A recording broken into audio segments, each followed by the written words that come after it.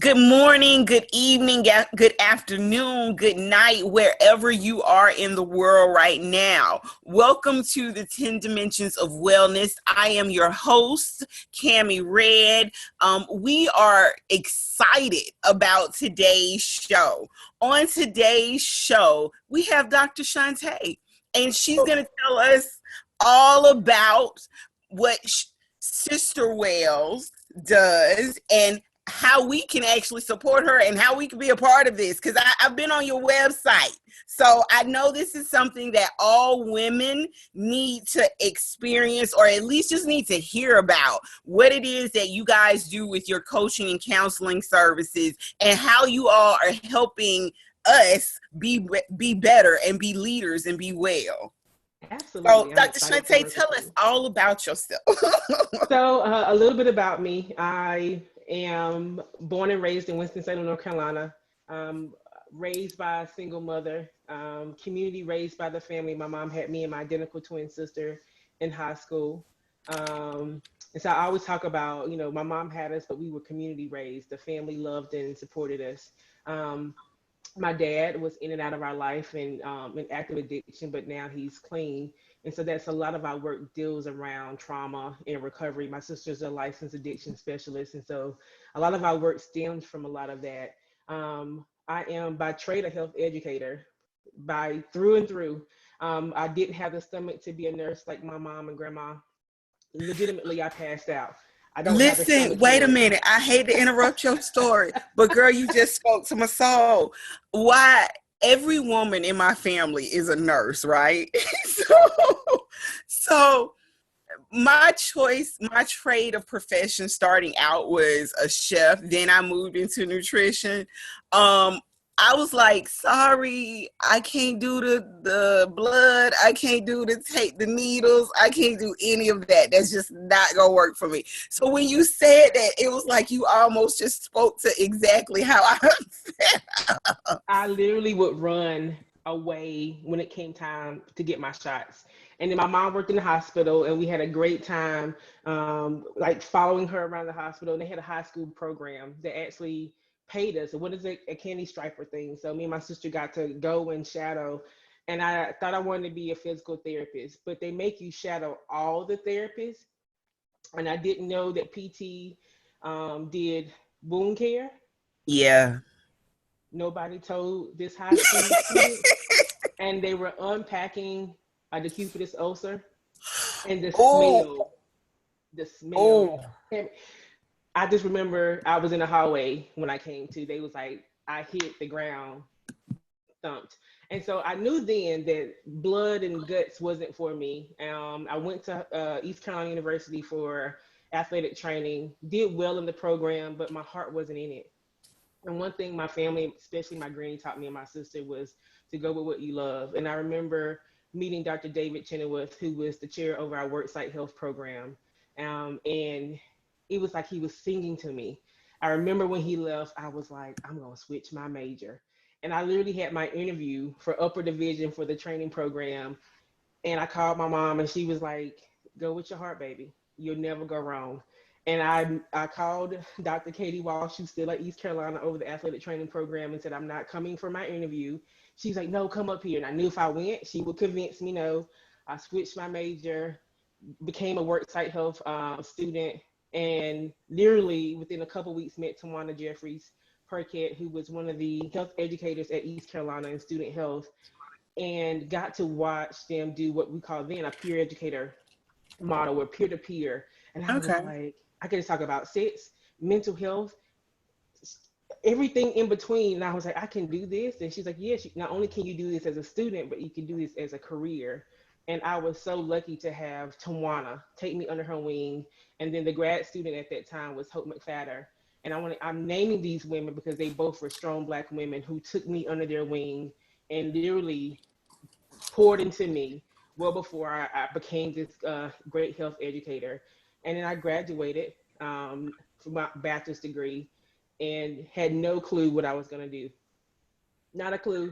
My sister was already graduated, and I was like, get a job, get my master's. And Hope was like, I'm done. The graduate assistantship is yours. if you want it. And I was like, I hadn't taken the MAT, applied to grad school, and that motivation, that push was, Just made, was yeah. what I needed. So I literally studied for the MAT, got into my master's program conditionally, and took a semester, made great grades, and got fully into the master's in health education program. And then a year later, Tawana and them moved out of student health over to recreation, and they still want a health educator and a dietitian inside of student health. So me and the grad assistant who was doing her dietetic internship stayed, Yep. and me and Courtney stayed, and we applied for the positions and got them, which meant I had to leave my master's program, which was fully face to face, Yeah. and do finish my last year online. So they took my first year of classes and only did a 1 year online program, which was a master's in wellness program, and that changed everything. That was the first time I took spiritual wellness classes. I talked about Wow. those dimensions of wellness, and talked about the connection between mind, body, and spirit, and how disease shows up. Yep. And it doesn't make any sense. The you taking all the blood work, you're doing all the palpitations, and you're like, what is going on? And nothing makes sense. But when you, as we call it, do really good root work.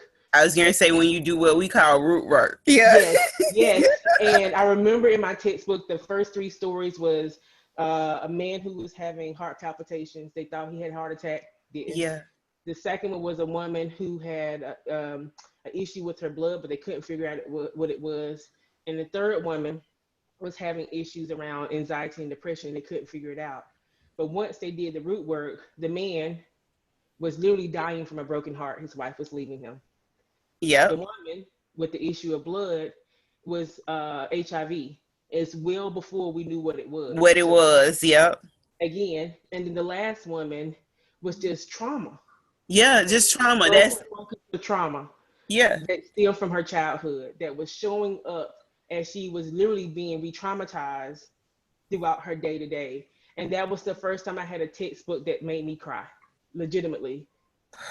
As I'm learning that what I see is not always what I see. It's not always what you see. I tell people that a lot. I'm a nutrition and dietitian, so I deal a lot with emotional eating.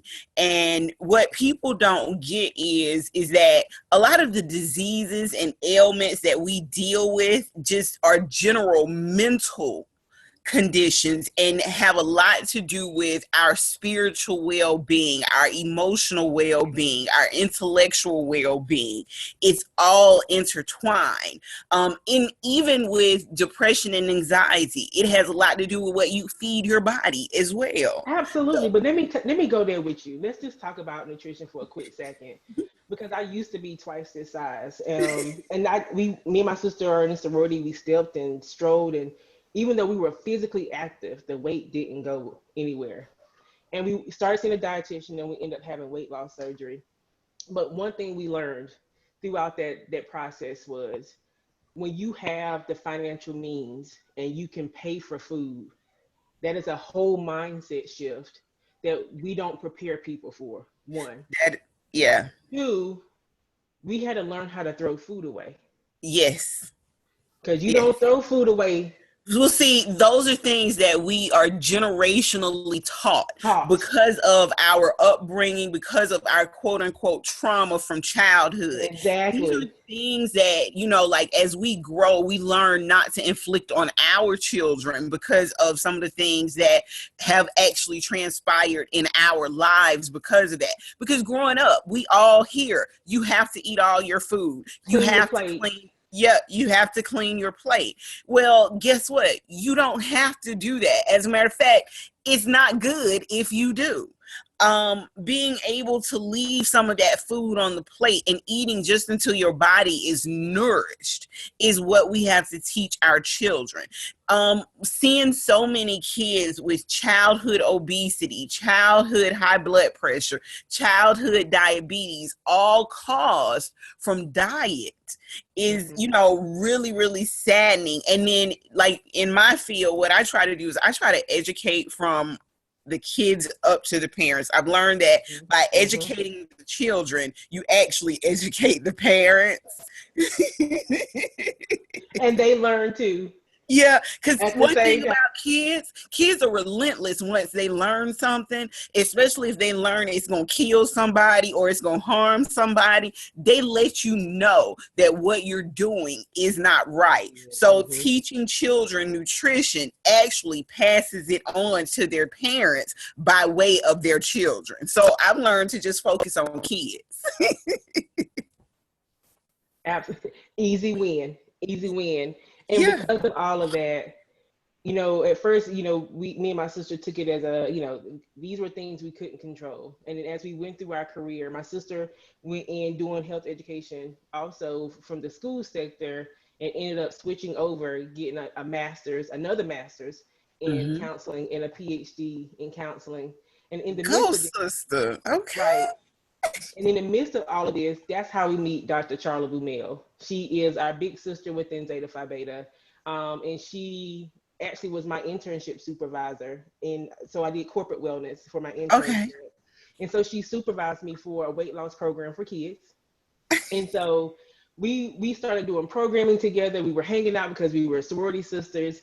And then we started doing these programs and doing these conferences. And we always did it from a place of not being whole, but being mindful of the pathway that got us to where we are. And that it Yes. really has to come from a place of identifying the root of where from whence it comes. And so a Yeah. lot of times, my sister may come from a clinical piece, but most me and Charla are health and wellness coaches. And then we just had to add another therapist to our business, Sister Wills, Quenisha Sawyer, who initially was working up under my sister to get her hours and certification and training. And so she's our second therapist. So we have two therapists, and now we have two health and wellness coaches. And we all mentor, we all provide a variety of services, consultations, resume, cover letters, interview prepping. This is the stuff that we found out that we did it so well innately before we charged for it. This Yeah. is that we just did it. And so we sat down at Charlotte's house. We was getting ready to do a conference in Raleigh. And that's where the idea came together for Sister Wills. All of us are spiritual and religious, but one of the things we talked about as women that we all identified was the woman going to the well. She goes to the Yes. well in the heat of the day. Yeah.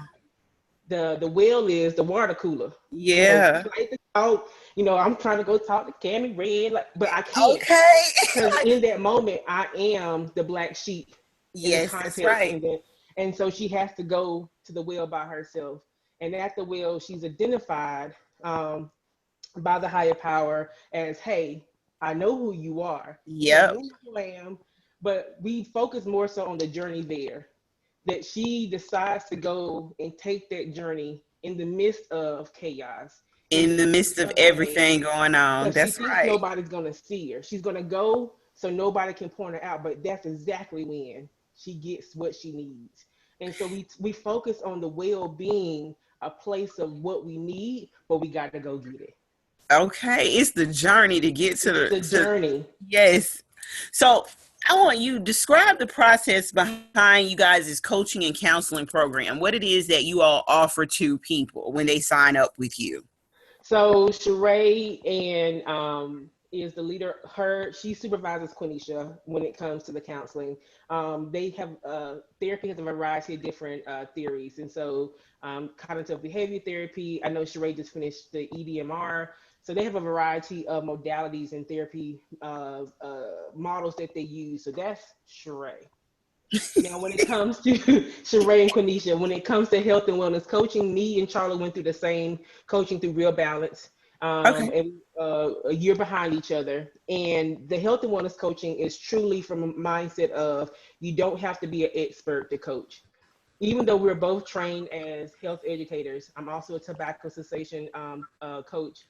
It reminds me to take off my health educator hat where I'm knowledgeable as far That's as right. content, and to really just say you have the skill sets already that you need because you're here. And so we use a lot of the stages of change, which is a public health theory, also Yes. known as the trans theoretical model of pre-contemplation, contemplation, action. So we look at where our clients potentially are, and we help them move to an action phase. And then again, how to maintain maintenance is a big part of that. So Yes. from the coaching aspect of it. So we have a variety of worksheets that we use to engage in that process. And we use a lot of the worksheets that we got from Real Balance that we have their trademark on it and ours too, because they allow us, since we went through their To training, use it. Okay. to use it. And I did research for about 2.5 years because, again, at that time, coaching was really coming out.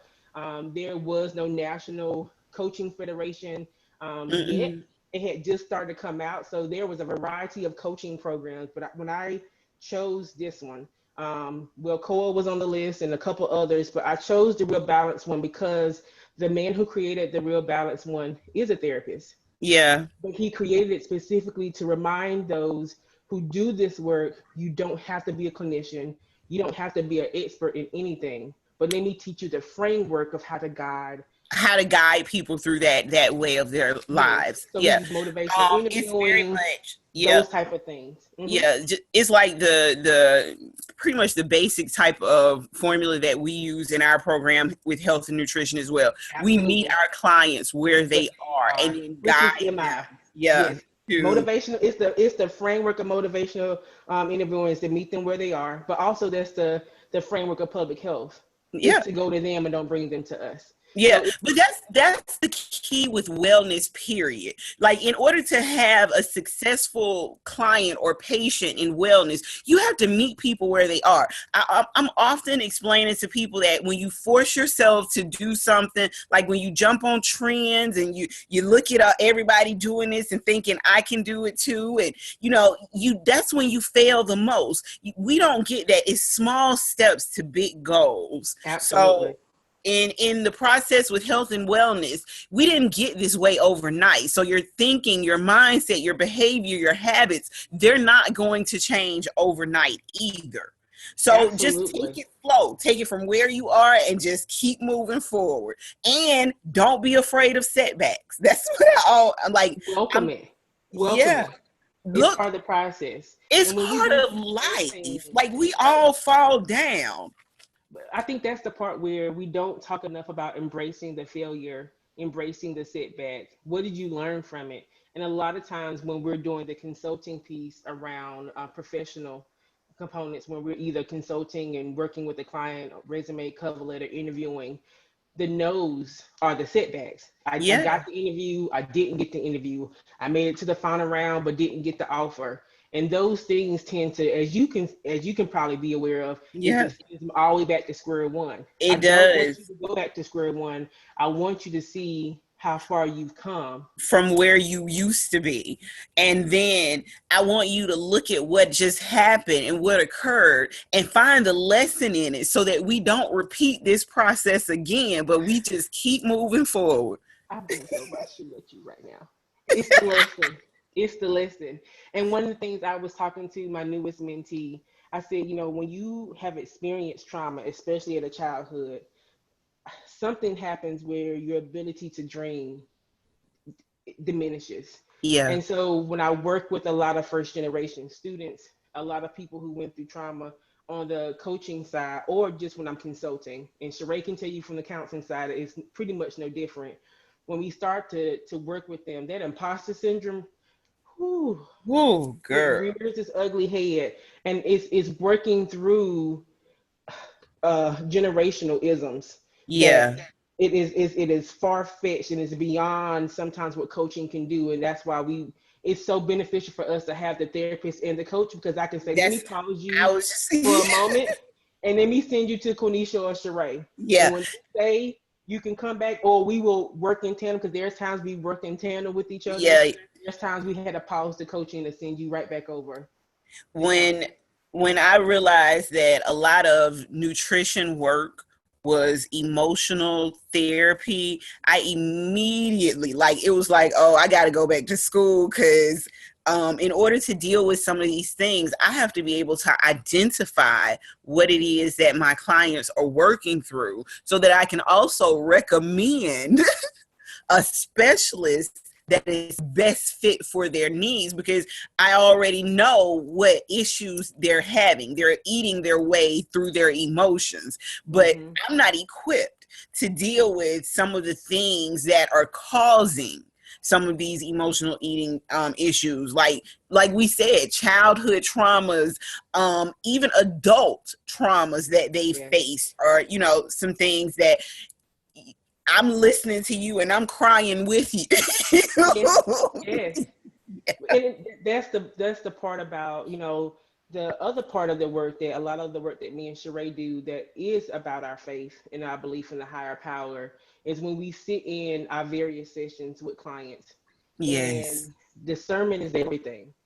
And it's a gift that we have when you believe in something bigger than yourself, and when we get that message from God to say something that is not of us, and we pass it to our client, and you see that moment, that light bulb moment of, this is the connection, that this is that word that they needed at that moment. And me, Sheree, Quenisha, and Charla, but I particularly talk about me and Sheree, this is our ministry. There are people called to go in the pulpit, but this is what we know we have been placed here to do. And a lot of times when we do this work, it is outside of ourselves. And it is. It is outside of ourselves, and the work that we do is within those 10 dimensions of wellness. And that's where we tend to dive into.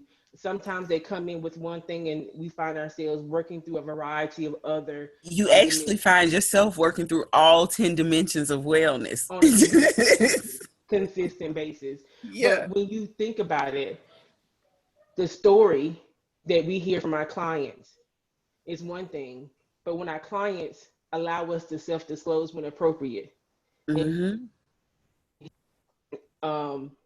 when they hear that we've overcome the same thing, and it comes from a place of authenticity, it's a different connection, and it's not from a place of arrogance or I read in this textbook. It's a place of, they know what they're talking about. They have experienced this. Believe it or not, that is what I actually teach as well. So you and I are aligned a lot alike. The stories that we come from, giving our patients the benefit of having them understand that what they've been through, we've been through as well. That's also a positive for them, and allows them to open up more to us and give us a little bit more insight on how to help and how to deal with them. Because then they realize, I'll give you an example. I had a girl on my show a couple of weeks back. She's a therapist. And one of the things that we talked about was the stigma of therapy in the Black community. And she's expressed how she has to actually come to people and meet them where they are in life and talk to them like she is their home girl, to try to express to them the importance and the need for them to go to therapy. And it's just like we said just a few minutes ago, meeting people at their level and having a level of compassion and care to like you just said, self-disclose a little bit about ourselves so that they feel comfortable enough to continue this journey forward. But it humanizes us. A lot of times, when they see us, they only see the doctor. They only see the degree. They don't see the journey. And they don't understand that the part of the reason we went into this field is because of the journey that we were on. And so to humanize ourselves. And again, when I say when appropriate, self-disclosure can level that playing field. It puts us in a place that we are no different from anyone else. The difference is we choose to use those things that have unfortunately caused trauma for us or been hurtful for us to help motivate others. And so a lot of times when I see students saying like, oh, Dean Elbert or Dr. Elbert, we know you went through that. We know you was a first generation student. We know I had every type of free lunch that was available. Let's just be real. Yes, I had free lunch. I went to the Girls and Boys Club. Yes, I watched my father be in and out of jail, prison, in active recovery. I watched my mom grow up with us. But all of that to say, we are not the outcome of what people said. I was just going to say, all of that happened. But look at what happened to you in spite of all of it. And It only regardless means of that where you came from, regardless of what you went through, regardless of what you perceive to be trauma in your life, you still took the steps to move forward, to heal yourself, and not just be a healer, but not to heal yourself, but to become a healer so that you can be of service to other people going through the same things that you had been through. And that's So why I remind people that this is my ministry. You know, yeah, everybody has souls tied to them if they choose to have a higher power, whether you're Hindu, Muslim, whatever. that's There right. are people tied to you in your work, in your ministry. And this just happens to be mine. It's tied to Sister Wills and the work I do within higher education. And it has been a journey that I have embraced. I don't always understand, but I have embraced, and it has been so great to be able to do this work and to see the light bulb moment. Yes. Because a Yes. lot of times you don't always get to see the moment. No. Let me ask you this. That now that you said that, tell me about a patient that perhaps touched your heart and changed the way you approach your practice. I had just finished my tobacco cessation training. This I won't mention the campus I was at, but I was doing tobacco cessation and um, couldn't tell me nothing. I was like, I got this. I got this. I can do this. This student didn't show up for tobacco. They showed up for marijuana. And I was like, oh. But there are a lot of similarities when you do tobacco cessation and marijuana cessation.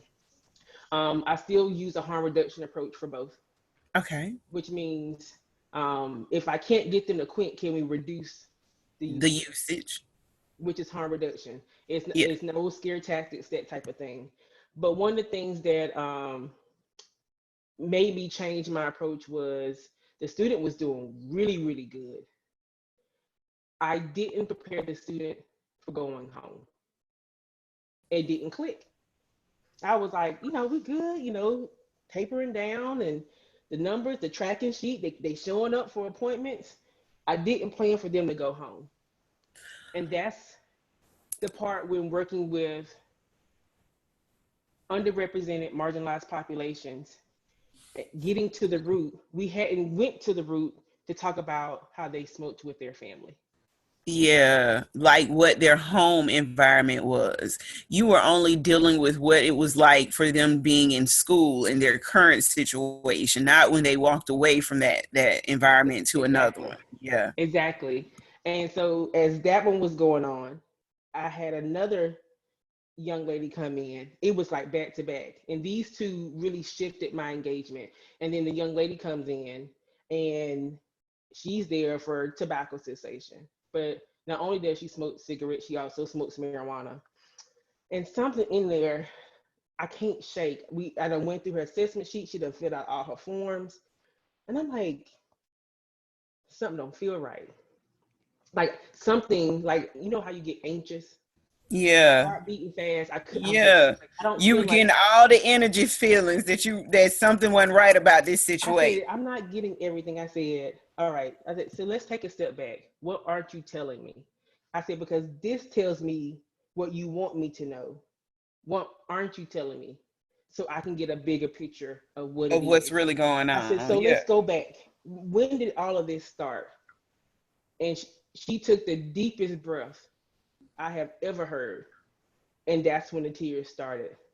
Just saying, take me back to when this started was enough to recall. And that's when I knew this was tied to something beyond just smoking cigarettes and marijuana. It was tied to, unfortunately, sexual assault that had Yeah. happened a couple of months before, but it Mm. wasn't on any of her intake forms. But again, a lot of times when we do this work, if you aren't comfortable with the uncomfortable and you just disregard the feelings that we get that are parts of discernment and innate, I could have completely did this job with her and not even thought twice about it. Yeah, you would And have missed the signal, and you would have totally the cause and the root of all of this would have been for null. Everything you would have done would have been actually for no reason whatsoever. It just would have been to get the results of a positive results of that experiment for that moment in And I time. got that with the guy. Yeah. Surface level, we was doing good. Yeah. And But with this happening in tandem, I was able to kind of just, all right, something ain't right, go deeper, Shawnte. And what yeah. I learned from those lessons is one of the activities my sister does a lot when we do open presentations and engagements, and it's the mask activity. So I've included that activity of, on the front part of this mask, what do you want people to see? And on the back part, what are you hiding? Because that Okay. intends, that allows us to go deeper. And I learned a lot from those two clients that were literally back to back when I was working and doing tobacco cessation, because it made me again start using that term root work. Yeah. And I know that's when it started. I can tell you the year, but I won't, because then it could be too much connection. But it was that moment I realized that it's never that Yeah. simple. It's never, It's never it's that simple. never that easy. You would like to think it is. You would want to hope that it would be, but it's not that simple. It ain't just they woke up one day and decided to eat the way they were going to eat just because they wanted to. Now, some people do make those decisions, but that's not the case most of the time. Most of the time, people are feeding fears, they're feeding trauma, they're dealing with something that is childhood, something that has occurred recently, but it's just the comfort of food, the comfort of, like you said, cigarettes, the comfort of self-medicating, all of Mm-hmm. that. So your sister, I'm pretty sure you guys deal with a balance of both food addiction, drug addiction, just a sex addiction, all kinds.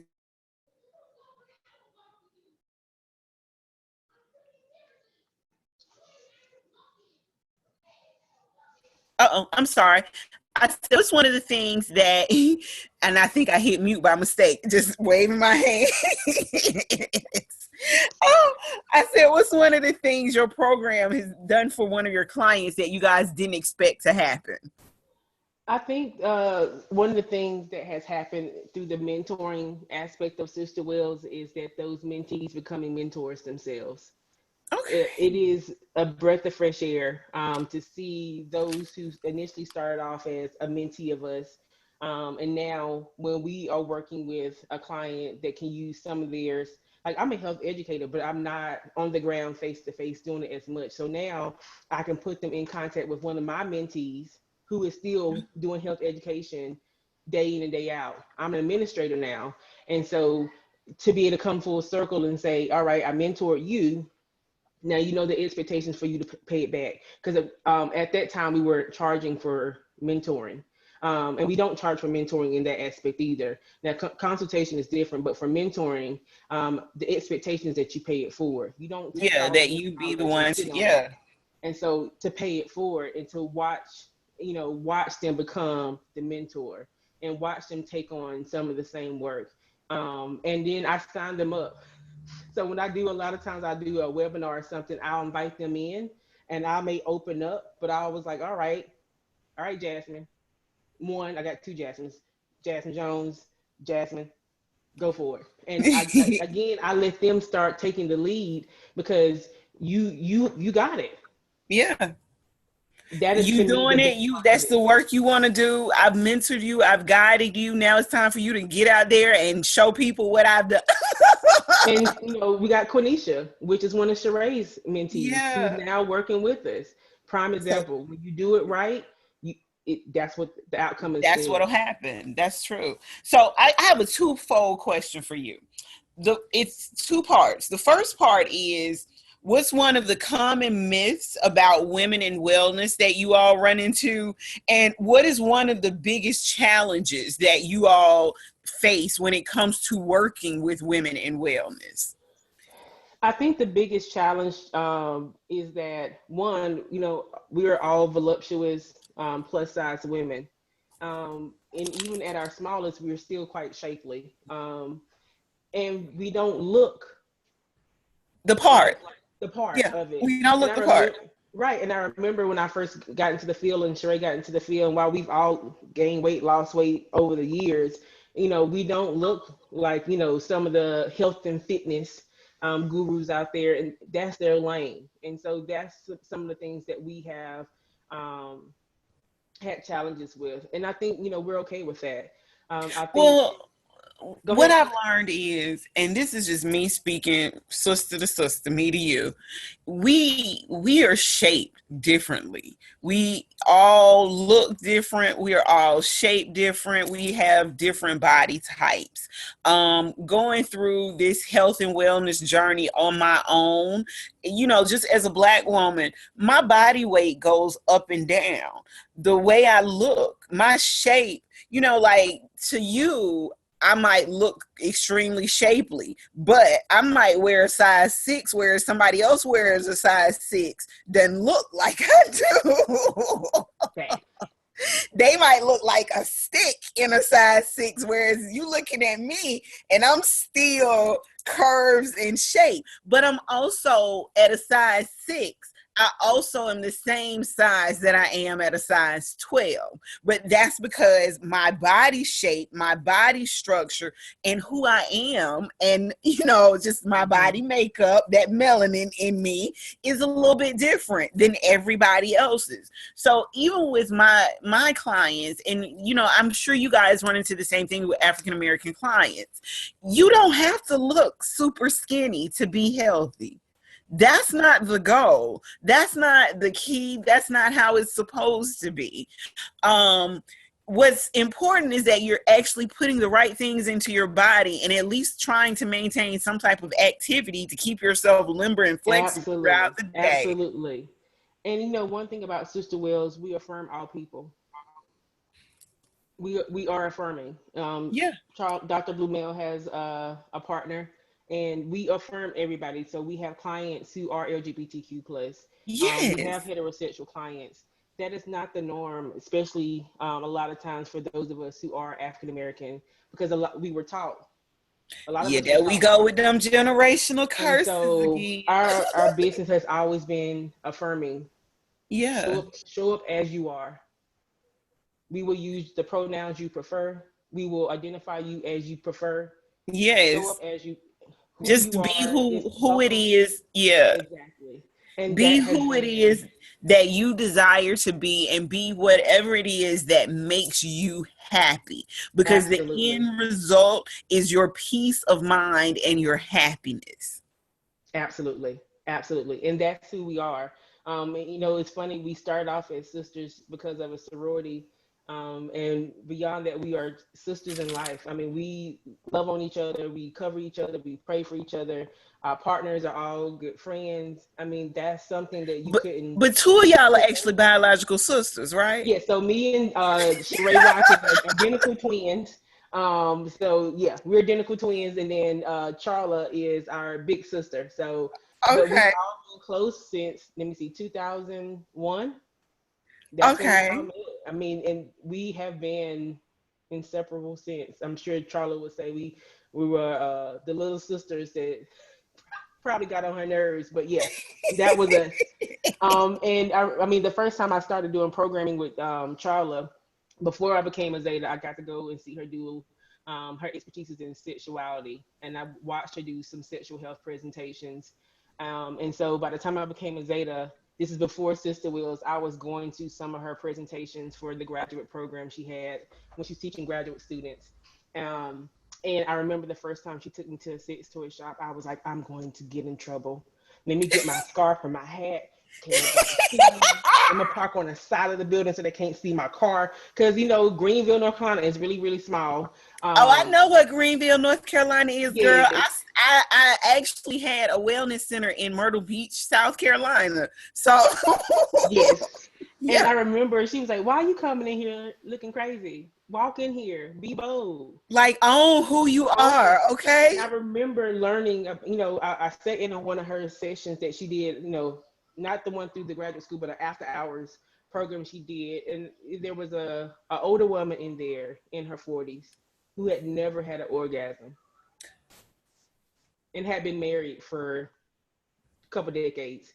And I remember that can't be what this is all about. They talk about, covenant and marriage, but we shame women for so long to not be sexual beings, but expect that switch to happen once we get married to be Mhm. sexual beings, Mhm. but it doesn't happen. And it was that moment of watching her teach a sexual health class and watching grown women who were considerably older than me, who had never experienced Sexual pleasure. intimacy, sexual pleasure, Mhm. use a toy, knew what Or even different types of understood what. orgasm was. Yeah. It Yeah. was, when I say mind blowing, You would it, be surprised, just how well, not anymore, you wouldn't be, but just how even to this day, how people carry sex as taboo.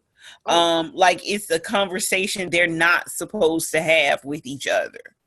And but what's crazy is my path into wellness was all kinds of twisted and sorted. it I always is. Yeah, like believe it or not, I lived through the 10 dimensions of wellness before I actually started teaching it. I started out as an erogenous chef. So I was teaching about sex and food before I actually started teaching about nutrition. I'm a breast cancer survivor. That's how I got into nutrition.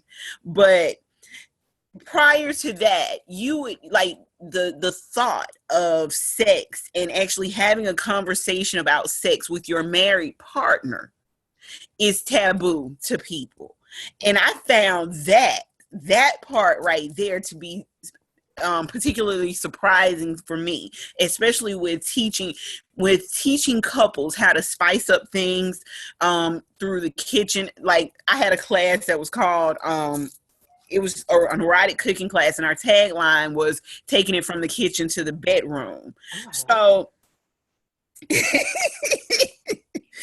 I so so me and Sheree used to do one called Dinner and Dessert. See, kindred spirits, kindred. so you imagine doing a cooking class? Now I'm standing in the kitchen with you and your mate, and I'm telling you and sort of expressing or trying to get you to express some of the things that you're feeling and some of the things that you need or Mm-hmm, desire with your mm-hmm. sexual experience with your partner, and you're unable to even communicate this with the person that you lay down with, that you love, that you've been with Mm-hmm. for years. That boggled my mind because the expression of sex in women has been suppressed so much It that, is unreal. yeah, like it's like women are afraid to just say the word sex sometimes.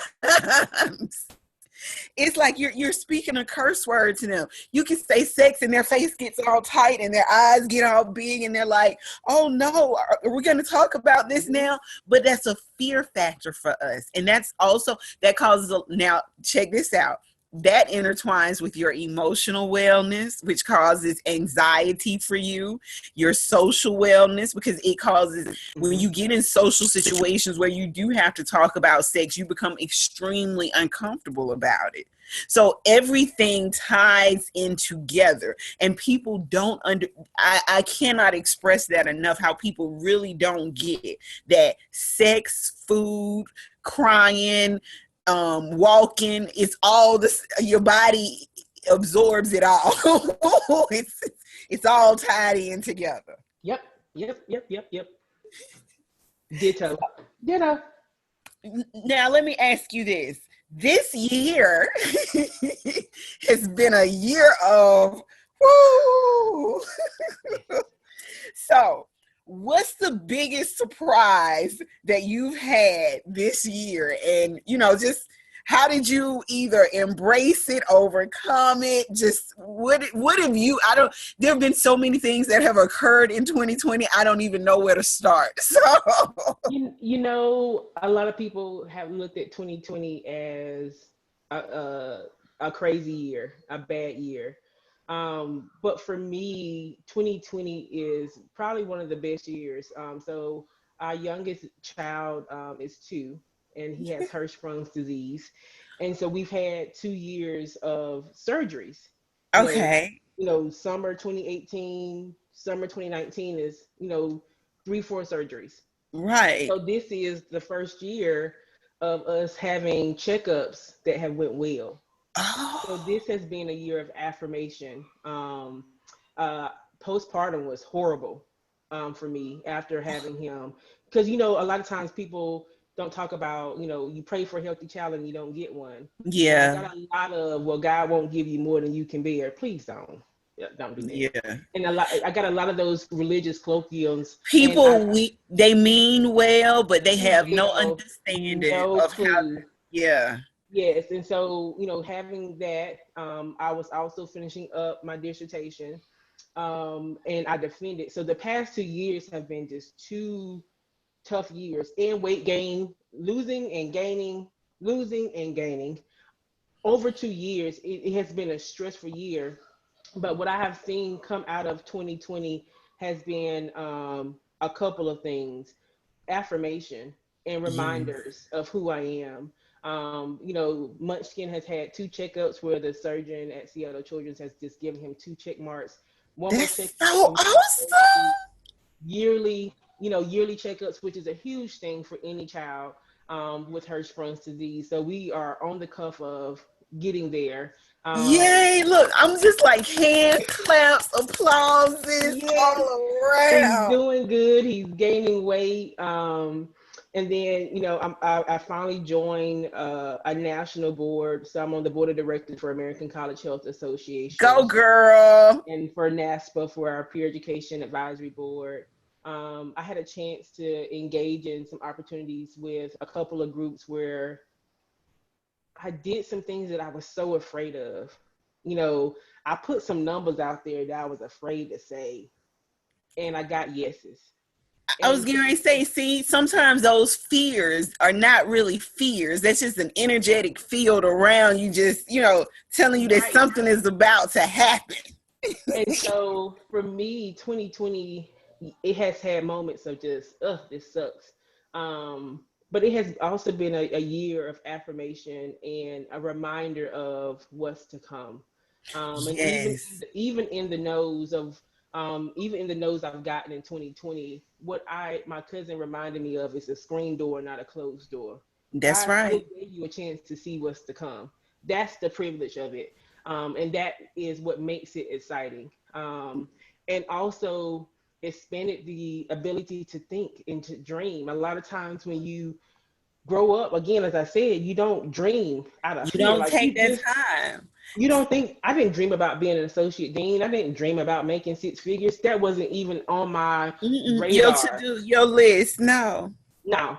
But what I've learned in the process of healing and going through this process of what's the possibilities are far beyond what I could have thought. And 2020 has reminded me of that. And so my sister is now living her best life in St. Martin, um, working at American University as the director of wellness counseling. So she just moved to the islands a couple weeks ago. Tell your sister, Um, I want to work with her. Look, all I said was like, I need a janitor. What y'all need a fundraiser? I Do mean, they need, look, I'm a chef. Do she need somebody? Look, I'm a nutritionist. That might right. be her field, but if she just needs somebody to come in and clean up behind. I mean, so we're literally seeing, in 2020, blessings are still happening. And Yeah. so while I'm aware that even in the midst of, I'm also still, I got furloughed. So I'm still not working full time, but there has not been lack in this season. And so for Yes. me, 2020 has been a reminder to kind of shift, refocus. We've kind of dive back in and added some Oh, to Sister did you not Wells. just say the word? Like, that's been the key word for 2020 is you cannot look at as if it's been a negative situation. You No, no, have no. definitely have to look at this and say, okay, this was an opportunity for me to reshift, refocus, and redo whatever I needed to do for myself. Maybe if even if it was just taking time to focus on self. Me. Yeah, sometimes that's what we needed. Maybe this social distancing, lockdown, pandemic thing happened in everybody's life for a reason, so that we could all reconnect with self, family, friends on a deeper level than what we have Absolutely. been doing. Absolutely. And my sister always says every therapist needs a therapist. And every year I've done counseling to some capacity. So this year has been no different. Um, and so it's just been a really good place for us to move and challenge some things and to see if I really healed through some things. So 2020, regardless of how challenging it has been, and it has been a year to remind me that it's not over. There is still so much more to come. And even in the midst of all of this, I Yes. the resume is still 16 pages. So let's go. Thank you. Look, you trying to figure out how to cut that resume down. I ain't cutting it down. Oh, I see. So that's the other thing. I have a shorter resume, but my 16 pages is what I work for. And what I Yeah. realized in the field, they don't give it to us. So when No. we put ourselves out there for a position, and they said, well, I wonder if Shawnte has this. Very rarely do they make an assumption that yes, I have it. Yeah, they always assume that we don't have it, so we have to work we have to work harder to get to that space than what. Well, as somebody who really doesn't have it and don't look like us, they'll just give it to them. I So you're always, gonna get all this. You're gonna get yeah, all 16 pages. And so unless the job specifically says we want a condensed 2-page resume and a 1-page cover yeah. letter, you're gonna get this. I Because in had, higher ed, that is the norm. yeah. That I is the had norm. one of my girlfriends tell me, because I'm doing like you. I'd been trying to figure out how to condense my resume. And she said, why? Why would you condense your resume? She said, look at all the education you have, all the experience you have, everything that you've done. She was like, yo, don't dumb yourself down for these people. They need to Mom, understand that this is who they're getting. And they should be grateful that you actually applied to the position.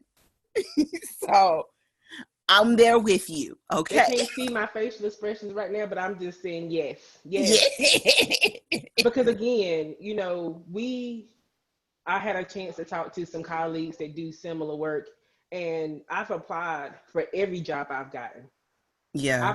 I didn't get promoted. I didn't get a No. tap on the shoulder. Like, and for those who have, blessings to you. I'm so happy for you. But as far as for me, I have worked for everything. It I didn't have always labored. fall that way for us sometimes. Exactly. And Yeah. so I don't want you all to ever have to assume, does Shawnte have or can Shawnte do? Yes, she can. Yes, she can.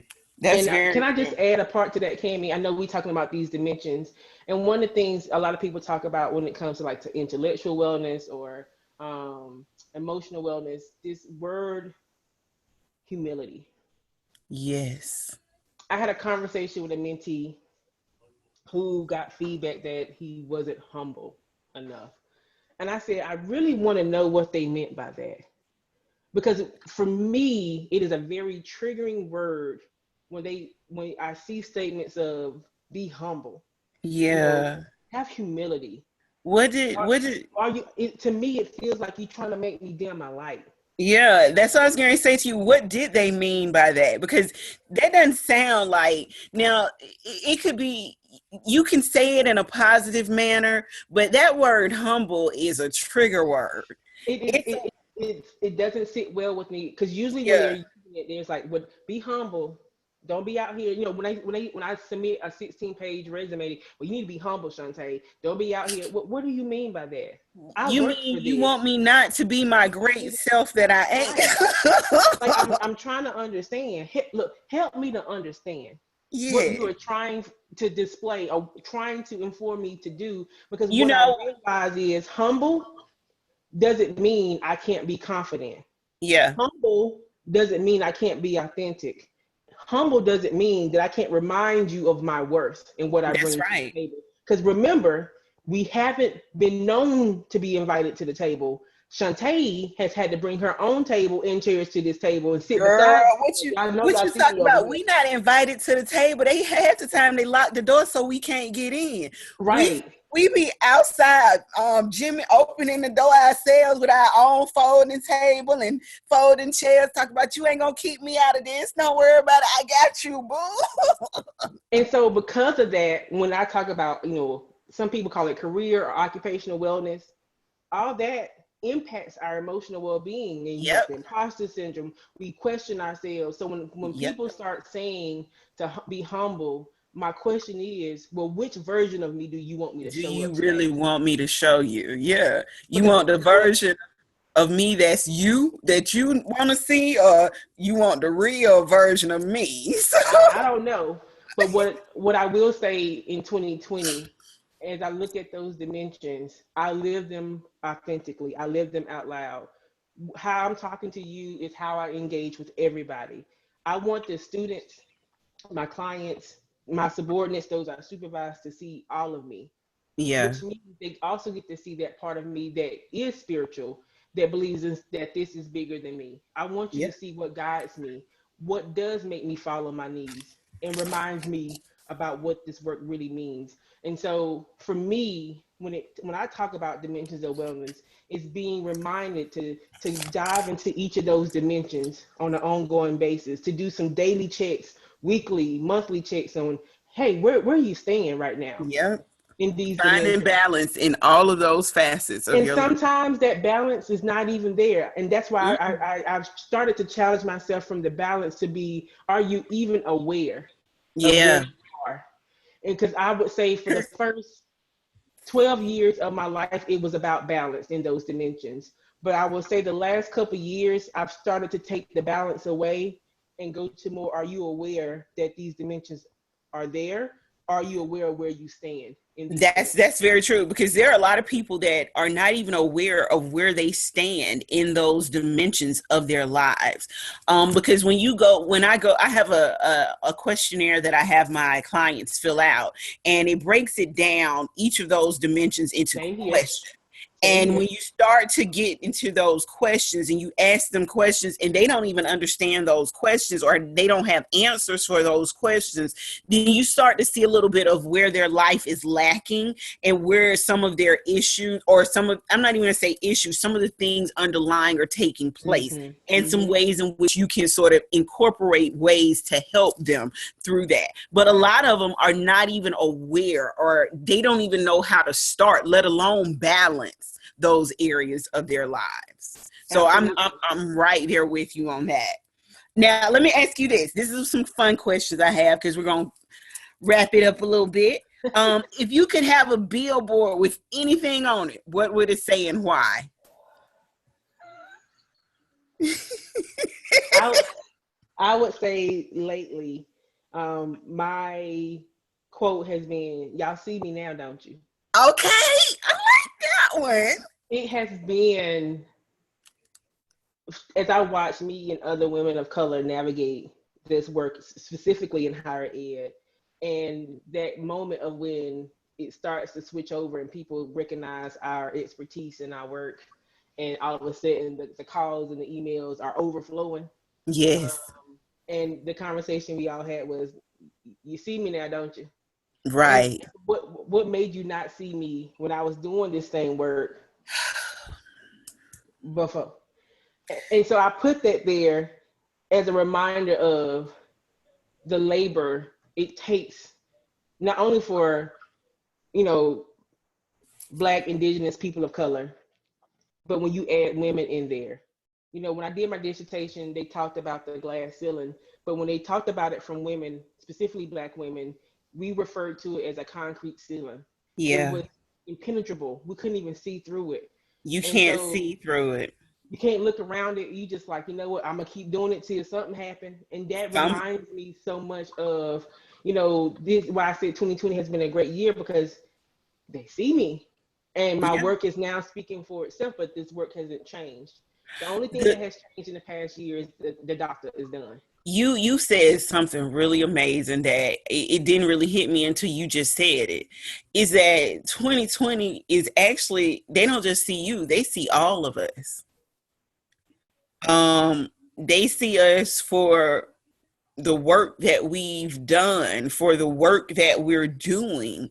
Um, One of the things that my business partner actually said to me was, you're going to start getting a lot more contracts now. And he was like, more nonprofits are going to want to work with you now. And sure enough, I see that with my friends that work in diversity, equity, inclusion work, you yeah, know, and while it is bittersweet on what triggered a lot of this, it is it's also affirming to those of us who've been doing this work for quite some time. yeah. That's my Um, that's my billboard. I love your billboard, girl. Your billboard inspired me. And the picture gonna be like, Okay, just hold on, leaning to the wait. side. I can see your face like, you see me now, right? Right. Head cocked to the side. Y'all see me. Oh, Shawnte, this has been an awesome conversation. Thank you so much for being a guest on the 10 Dimensions of Wellness. Tell people how they can contact you, how they can get in touch with Sister Wells, how they can sign up for your classes. Now, I know you have a marijuana Yes. cessation program. See, I'm out there. I'm looking at what you got going on. I see you, girl. I see you. So we have a couple things coming up. Yeah. So first thing is sisterwells.org, all together is our website. We're also on Instagram and we're also on Facebook. You can reach out to us through any of those entities or through our website. We have an email list, or you can just send us a message there. We have an upcoming webinar and panel, two different ones on cannabis-induced psychosis. Are you at risk? We've seen an increase in the amount of marijuana utilization, specifically in the African American community. And we want to remind people that this is not your mama's pot. This is not the same type of marijuana from the 60s. You know what? I want to have you come back on and talk about that. So we'll set up another time where we'll just dedicate that entire show to you talking about the marijuana use, the different types of pot that's out there, so that people can actually be educated on this, not just learning about your program, but also so that you can give the message and actually talk to people. Because when you said that, you actually struck, and I know that we can walk down the aisle and what we smell. Okay. And I'm in Washington State where it's legal, so that's a whole different conversation. So for those who want counseling, it is available depending on the state that you're in. So reach out through Sister Wells' website. Quenisha and Sheree are both accepting clients. If you're looking for a coach, both myself and Charla are accepting new clients. Everything is on our website. You can register for the webinar and our panel up on the website. Connect with us, engage with us. A lot of us do other type of webinars, do other organizations. We connect with other groups. So we're everywhere, anywhere we need to be. And a lot of us do mentor when we have time. And that's also available. All right, so you guys can find all of this information about Shawnte on our website, NRI Wellness. You guys know I always do an article about our guests, so all of her links, all of her information will be posted there. So it'll link you back to her business Facebook page as well as her business website. And I'm gonna get one of those flyers about her marijuana program and put that on there as well, so that when I do the article, you guys will know she's gonna be back on the show again to talk about that. I'm going to bring the doctor. So my sister's a licensed clinical addiction specialist. So yes, we're going to have the twin sisters on. And yes, we sound alike, Cammy. So just get ready. I'm like, now which one is that? Who is that talking? The first 2 minutes going to be, oh my God, y'all sound just alike. So go ahead and get it out your system. Get it out your system. Yes, but no, it has been a pleasure having you on the show today. I am just ecstatic about this. Thank you so much for giving me your time. Thank you for agreeing to do this podcast. Thank you for spreading your message. Thank you for helping other women get well. So just gratitude all around for everything that you do. It has been such a joy. I've enjoyed myself. I'm sure my listeners have as well. Thank you, thank you, thank you. You guys, we're going to wrap up for this evening. Thank you for listening to the 10 Dimensions of Wellness. You can find our podcast on Anchor FM. We are also available on Pandora, Spotify, iHeartRadio, Apple Podcasts, Google Podcasts, and our YouTube channel at NRI Wellness. Thank you so much and have a great night, everyone. Did you know that the average person carries around 5 to 20 pounds of fecal matter in their intestines, depending on their diet? Some people are walking around feeling sluggish, constipated, unable to lose weight, skin issues, and allergies, all because of the toxins that are in their intestines. Listen, life gives us enough battles to fight. Your health shouldn't be one of those. If you change your mindset on how you actually view food, you will never have to worry about your health or weight again. I'm Ashley, owner of She Loves Wellness. I help people transition into a healthy lifestyle. I offer tips, recipe, and supplement kits to jumpstart your lifestyle change. Visit me on Facebook and IG at She Loves Wellness for your product information and samples. Don't forget, it's not a diet, it's a lifestyle change.